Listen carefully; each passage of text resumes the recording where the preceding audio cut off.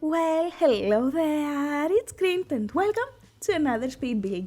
So this week I decided to do something more colorful and well, you cannot really tell that it's colorful now, but it was very fun for me. So as you can see, we have a red theme and you will see like here in the back, the houses are very classic, like American classic. There was this TV show Chuck. He was like a secret agent and like a supercomputer and whatever. It's a fun TV show. If you want to watch it, don't watch the final season. It sucked. But yeah, my point was one of the main like characters on the show had this dream that she wanted to live in a house with a picket fence and a red door. So after watching that, I was like, "Ooh, that's so American." Like for me, that's as American as a house can get. And I started building this neighborhood in Willow Creek with red door houses. And like again, very classic. You will see that the houses also have flags because usually the traditional and again very stereotypical houses in the US have like US flags.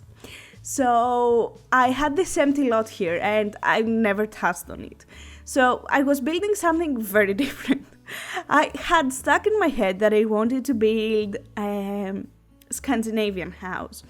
And I was trying so hard to make it work, like you don't even know. I tried 3 different Scandinavian houses. And if you don't know what a Scandinavian house is, well, there are many different varieties of how houses look in the Scandinavia, but there is this style which is a very modern farmhouse with very minimal details, and it's honestly one of my favorite styles. Like I would easily live in a house like that. So I really wanted to build something like it, and I did 3 houses. But I wasn't happy with either of them. And the third one, I was like, okay, I want to do something more colorful. And I was searching for colorful windows. I think I searched for orange ones, and this popped out. And they had like a brown, I want to say like an orangey brown wooden tone. And I'm like, that's not orange. This sucks. Yuck. And I looked at the other swatches and I saw the blue ones and this red. I'm like, oh, that's so pretty. And the Scandinavian thing didn't really work out. So I'm like, what do I build now? And I went into the word overview and I saw this lot in this neighborhood, which is supposed to be, red door houses. And I'm like, we can do everything red, like the windows and everything. And I'm so happy with how everything turned out. Like, it's so American. Like, I love it. I so much love it. So the interior, I did the exterior before 2020 and then I moved to the interior on 2020. So when I was doing room builds, I think, was it like 2 houses before this one? I'm not completely sure.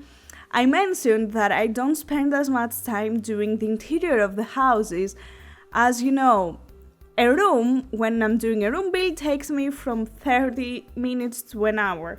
While when building a build, because there are so many rooms, I'm like, okay, that looks decent enough. So I'm like, I'm done. This is it. And like, it makes kinda sense to me because when people download a house, they don't judge it from the interior. You cannot really see the interior. You just judge it from the exterior. And if the gallery thumbnail is cool, you're like, okay, click download. And that's like my idea behind it. But because it was Christmas and I had like a little free time and I had nothing to do, I'm like, okay, you know what? Let's play the game. And I was playing in the city and I'm like, I don't really want to build anything right now. So I went to the gallery, and in the city, I mean like city living, San Myshuno. So I went to the gallery and I searched for apartments. So, that the family could afford and I could move them. Because again, I wasn't going to build anything. I so didn't even want to go into build mode. So I found this builder, which I know her, like I've seen her creations, but I've never downloaded anything from hers because, again, I tend to build more than play, and even when I play, I tend to build again. So I found her apartments, and it's one of the most downloaded. I think she pronounces her name Aveline, but I'm not completely sure. And I saw the interior, I'm like, oh, that's so good. So when I wanted to move them to a different apartment, I straight up went into hers, like to find what she did. I'm like, oh, yeah, that download. So this was something reoccurring. I'm like, I really like what she does with the interior and how well she decorates it. So I realized for apartments, you don't really care how the exterior looks like, because you don't have an exterior, you have an interior.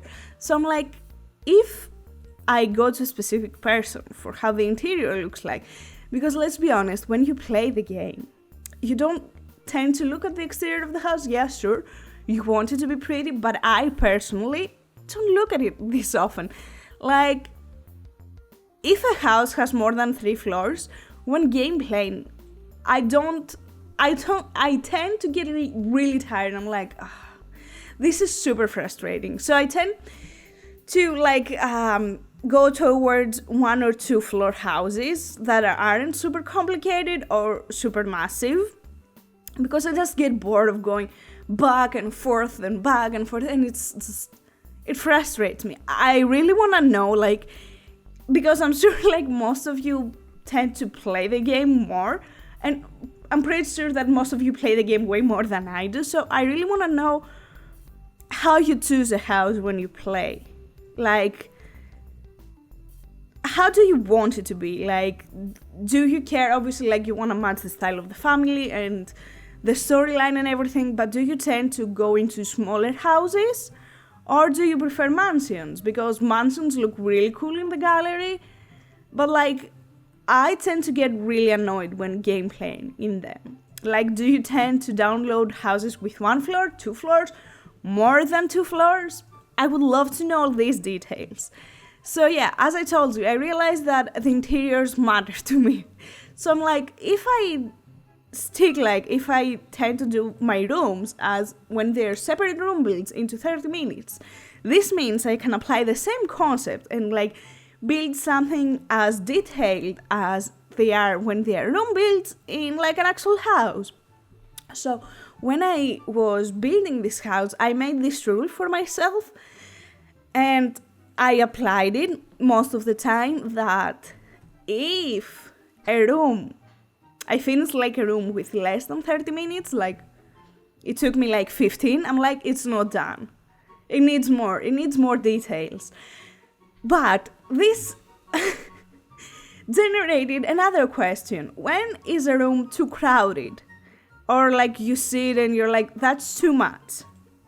Because I think there's a fine balance when a room or a house is overly decorated, and when it's just decorated enough that looks lived in and not boring. Because when downloading different apartments, I saw that a lot of the top downloads were very bare, and I don't like to play this style. I find that apartments, or generally houses that are very empty, they're ugh. And that's the main reason why I don't like to do budget builds, because I cannot find the balance between decorating a house and making it look bland, because I run out of money. So I don't know, do you prefer houses that are decorated? And is this house too decorated for your preference? Is it too cluttered? Because there is this girl, I think, let's not call it girl, this person, I'm not sure if she's a girl or if they are a girl, who makes rooms, and they are very popular in Twitter and in gallery. Their name is Flabs, I want to say, and they clutter the rooms way too much. And I think it looks very beautiful. It's very eye-pleasing. But when you download the room, do you get annoyed by all that clutter? I think obviously, yeah, it's based on preference. But when do you draw the line? When is something too decorated? I'm very curious to find out. There are these things that keep me up at night. My anxiety, my stress, and my overthinking. These 4 things. So yeah, as I told you, I applied this 30-minute rule, and while editing the house or like the video, I realized the points. I'm like, okay, this is done. And when I said, okay, it's only 20 minutes or 15 minutes, let's keep it going. I can make it better than it looks. And honestly, I'm really happy with the interior. Like, I think it looks really good and I really love it. And I'm really glad that I, kept going. I'm like, no, let's keep moving. This is not enough. We need more. So yeah, as you can see, we have, or I guess as you already saw in the basement, or not in the basement, in the first floor, we have the, I guess, living space, kitchen, living area, dining area, and a small half bathroom. And then upstairs we have the master bedroom. We have another room, another bedroom, which I divided for 2 kids, a toddler and a kid. And then we have a big play area. So the hallway, I decided to transform it into a play area because I feel like, I don't know how true it is, but I feel like when you have kids, they kind of take over the place, like with their toys and like clothes and stuff. They take over everything. And I feel like, especially when you work or when you don't have time, you don't have also time to clean up everything, so it just stays there. And that's what I did. As I guess you already saw, the living space has a lot of kid items. There's like this section that's like a play area, and here the hallway, or however you call this area, it's also like a playroom area, and I like it. I think it's very realistic. So I try not to divide the room this much. I've seen like in vlogs that, which I'm not sure if it's like very close to reality, but I know like that kids, when they live with their siblings, either when they're older or younger, I never had siblings, I can't know, like they tend to want to live together. Like, for example, my like inspiration is from the Satards. Brock and what's his other name? Like, one is like 7, the other one was 4, something like that, like a couple years difference. But yeah, the one was a toddler and the other one was a kid who was able to speak and do all that stuff, and the other one was like a little one who was just learning to speak. But they still had fun together, and they lived together, and they hung out together. So to me it made sense to not, make the room as like 2 separate pieces, even though I guess that sometimes this is true. You don't go along, you don't get along with your siblings, and you're like, okay, this is my side of the room, don't step on it. But like, I wanted to create like the, I guess, good siblings thing, and I'm happy with it. I like it. What else? Oh yeah, we are moving to the play area. And I see here, I would have called it a day so long ago in this area. I would just add a table, like an end table, a painting, and a plan, and I would call it a day because it's a hallway, no one cares. But like, I tried to force myself to add more things, and I really like it. I decided to add more fun stuff and not as educational. And like the puppet theater, this is something that I almost never use. I don't know, I find it chunky, but I really like it. I really like the idea of it. And I think it raises creativity, and especially if you make your kid like go to drama club, how's it called, like the after school activity. I think it's a good thing to have, like it matches their personality and the story that you want to say or tell. And yeah, this is the hallway, and I really like the window with all the, here in this room, with all the toys in like a row. I think it's so cute. I don't know, I see like, again, in vlogs that I used to watch as like a 15-year-old, that kids really want to like put in a row like their toys. I was never like that. So I thought, like, you know what, that's cute. So I did it. Did it. Anyways, moving to the bathroom. As you can see, I tried to divide the bathroom because I really wanted to have a laundry area. But in the US, it's very common to have a washer and a dryer. And it would make sense since, this is theoretically a US house to have the dryer. But I like the idea of hanging the clothes in the Sims. I think it adds a specific element of surprise. Will it rain today? Will the clothes get wet and I will have to rewash them? You don't know. And I love that, like it's so realistic. So I decided to say, you know what, screw you dryer and add more like items, clutter, decor. But obviously if you don't like that, you can just delete it and add the dryer. And above the bathtub, so I knew that I had to go with a bathtub because if you have a toddler in the house, you cannot wash it in the shower, at least in The Sims. So I was like, okay, bathtub, we need to have that. And I decided to add toys. I remember as a kid, my mom would always tell me that as a toddler, I loved to play with a scuba diver in like bath time. So I'm like, that's so cute. That's so cute. Let's add toys for the kids to play. And then I recalled the picket fence that I mentioned earlier, from the sack. And I'm like, we need a picket fence. This house requires a picket fence. And of course, in the game, we don't have a picket fence, like, in build mode. So I went to, live mode. Like the live objects, that's it, that unlocks the live objects from every world. And with Strangerville, we got this picket fence. So I'm like, yes, perfect. So that's what I did. And of course, in the backyard, I wanted another area for the kids to play. I wanted swings originally, but they didn't really fit that well. So I changed it into monkey bars. And I also added the the dollhouse. Because these things are huge and I hate them. They clutter.